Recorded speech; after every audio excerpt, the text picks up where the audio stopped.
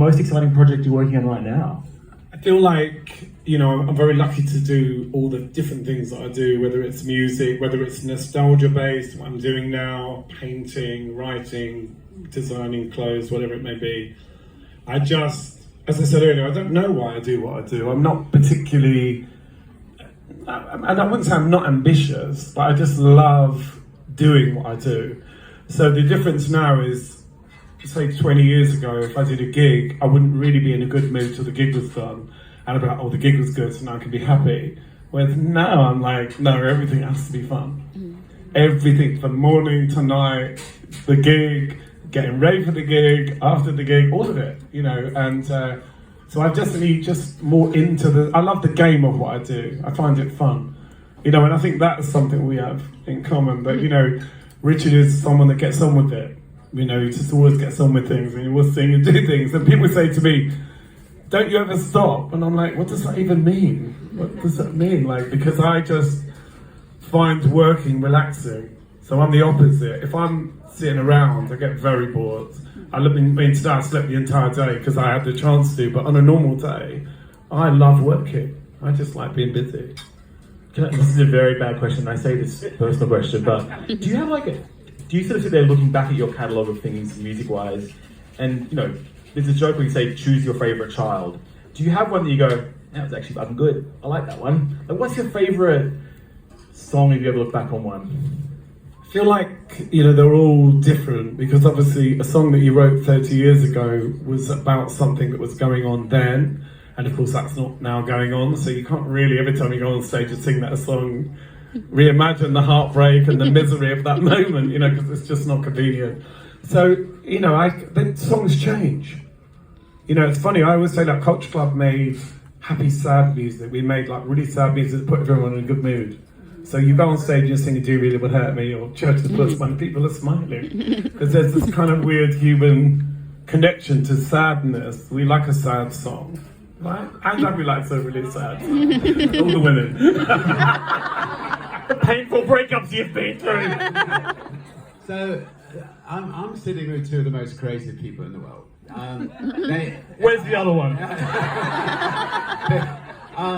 And this is a sort of serious question, just for a minute, because when we go back to when we first signed Culture Club, being gay was just about acceptable. It was the 60s. It had only just become acceptable, and all the most creative, well, not all the most creative, but most of the most creative people in the world, a lot of them were gay, and I just, and obviously, sadly, through the whole time of AIDS and HIV, and we lost a lot of wonderful artists, wonderful actors, wonderful artists.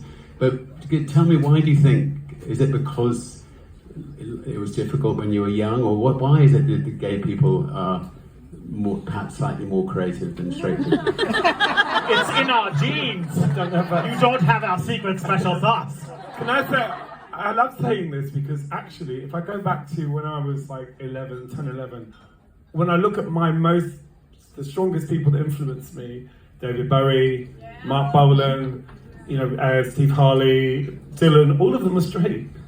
So actually what was funny was that there were these straight people who were tapping into the kind of underground, and they were saying, oh, it's cool over here, we're going to get a bit dark and mystical. But actually they all ended up getting married.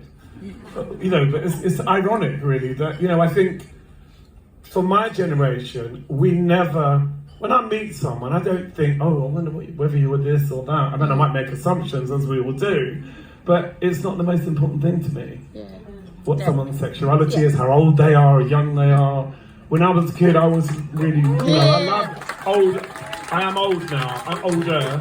But when I was 14, I was always hanging out with the old ladies, wanted to know what they were talking about, getting into the club. I love everything and everyone.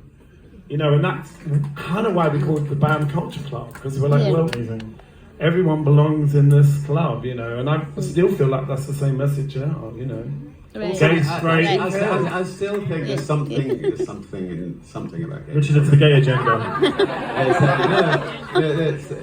And what I try, again, a slightly more serious question, but there's sort of acceptance is in Europe and America is pretty well there. I mean, that we still have battles in places like Uganda and Africa and Russia and other places that treat people abysmally. And you know, when I meet somebody from those countries, I just say, look, you know, 1 in every 8 people, you know, have a baby that is, you know, going to be gay. And are you really going to execute somebody for being gay? I mean, it's just, anyway, sorry, I don't know why I got on that. Listen, I'm getting serious. It is, you know, it is something that is important.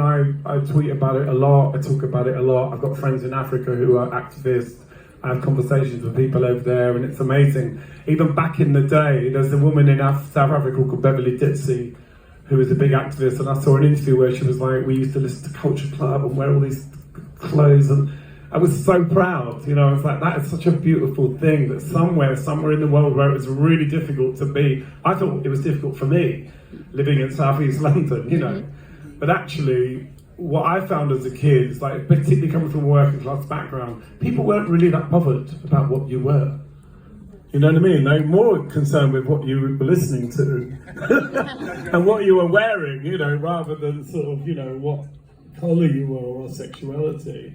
And, you know, South East London was in the 70s where the National Front was, you know, it was everywhere. We saw it a lot. And, you know, one of the great things about punk was, you know, you had Frontline, the reggae thing, was there was this fusion of punk rock and reggae against, you know, racism and ignorance, and it was a real unifying force. You know, bands like The Clash and Steel Pulse, and there was just so many people that were on the same page.